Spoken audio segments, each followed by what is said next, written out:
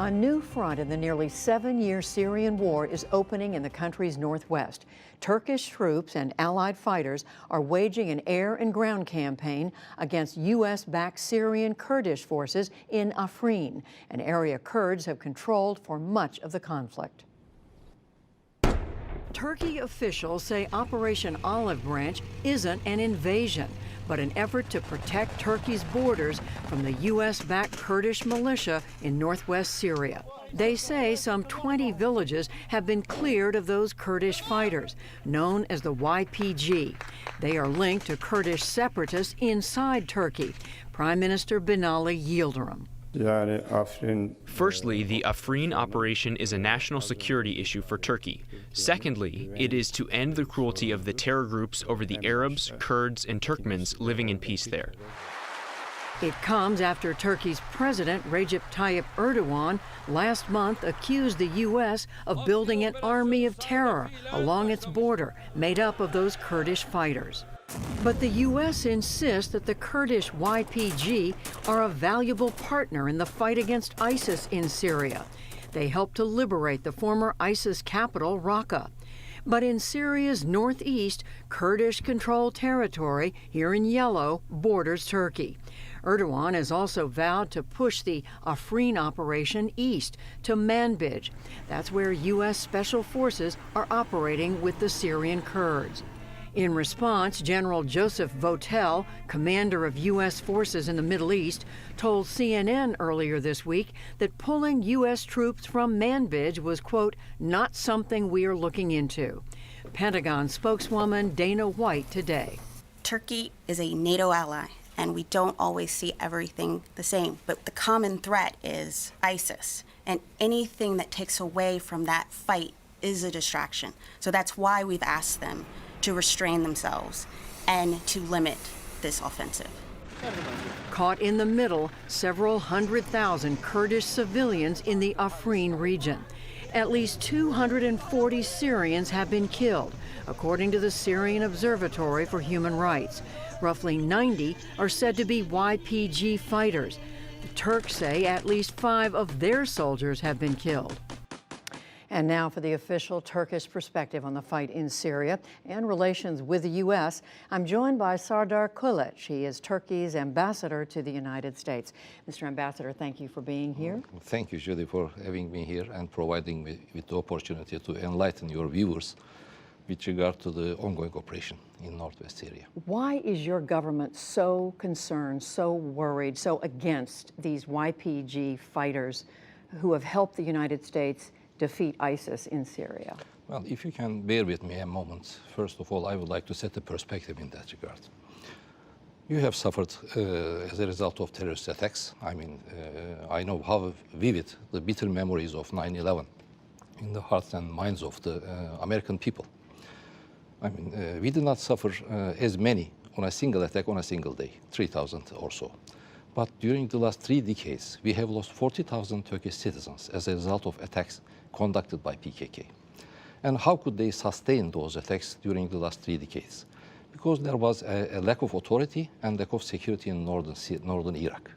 And they used that enclave as a safe haven to conduct their attacks on Turkish territory, and they killed 40,000 innocent Turkish civilians, men, women, children, and including some numbers of Turkish security officers. But if I may interrupt, yes. That is inside Turkey. I'm asking about the YPG who are across the border yes. in Syria. Well, actually, PKK was in Iraqi territories in northern Iraq, and they were using that area to stage their attacks, cross the border, and conduct attacks in Turkish territory. Same thing was happening in northern Syria. I mean, in 2012, the Syrian regime, without putting a fight, they left the area to YPG PYD, and they control the area, Afrin region, since then. And they have changed the demographics. They have expelled Sunni Arabs, Turkomans, and anyone that are against the ideology of YPG PYD.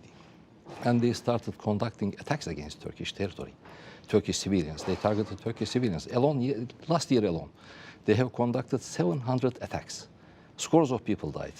Not only to Turkey, they also attacked the Operation Euphrates Shield area within Syria itself. So, I mean, we will not let that kind of an eventuality that we have faced for 3 decades in northern Iraq to take place in northern Syria as well. And it was an absolute requirement for us to take action in that regard. I hear what you're saying. At the same time, the U.S. is saying, these are fighters who have helped us defeat ISIS. You understand why defeating ISIS is such a priority for the United States? Well, Judy, that's the problem. Daesh or ISIS is the symptom. The United States is not dealing with the illness itself. It's just fighting with the symptom. And as long as we use appropriate measures, tactics, and strategies, we are going to be faced with a similar threat in the future in Syria. I mean, YPG-PYD is a direct offshoot of PKK.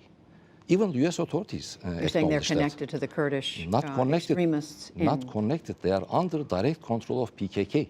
Their commanders are coming from Kandil Mountains, the basis of PKK in northern Iraq. And I mean, even during the Senate hearing in April 2016, you will recall that Senator Graham asked a direct question to then Secretary of Defense Ashton Carter, whether they knew there is a direct linkage between YPG-PYD, and he acknowledged that. Your government has made all of these arguments. Your president has made these arguments to the U.S. government. Again, yes. It has chosen to disagree for the time being. Yes. It is saying we need to continue this fight in northwest Syria. We are not going to we're not going to let you remove the YPG. We're going to do everything we can. Is your government prepared to pursue this fight, even if it means American troops may be killed in the process? Well, Judy, first of all, if we are going to conduct a successful fight against terrorism, and if at the end of the day we would like to prevail, then we should use correct strategies. We should be very careful in terms of choosing our partners on the ground. You cannot fight successfully with a terrorist organization by making use of another terrorist organization. This is the mistake that the American administration is doing for the time being in Syria. YPG-PYD is a terrorist organization. So, in fact, I mean, they say that Raqqa is liberated by YPG-PYD, right? Actually, the terrorist organization in Raqqa have been substituted. Now Daesh is out of Raqqa, but YPG-PYD is in.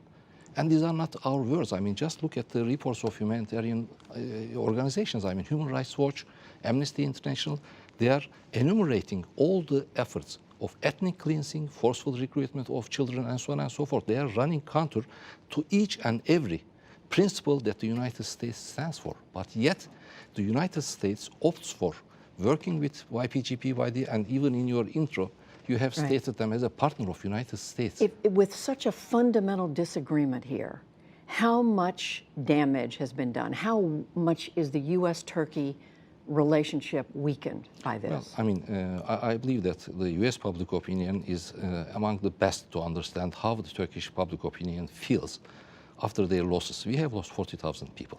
So you should understand us. Of course, it has a detrimental effect on the feelings of the Turkish public opinion.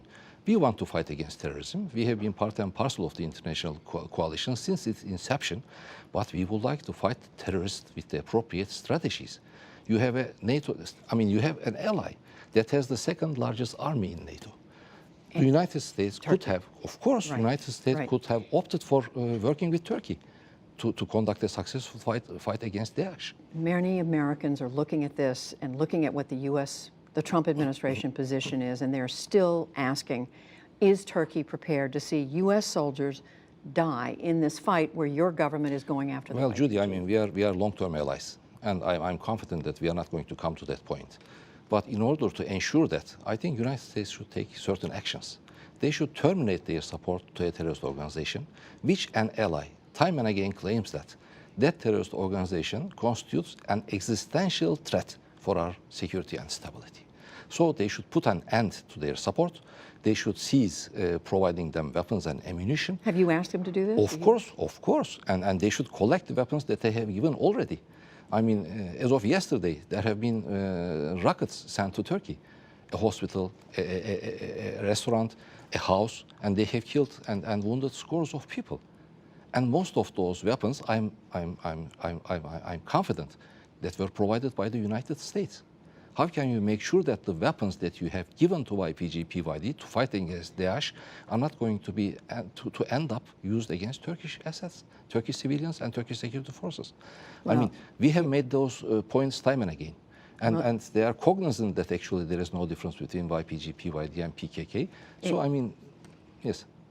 I was just going to say it is an enormously important subject for the United States, for your country. Yes. I know we are going to continue to watch it very closely. Well, I mean, Ambassador.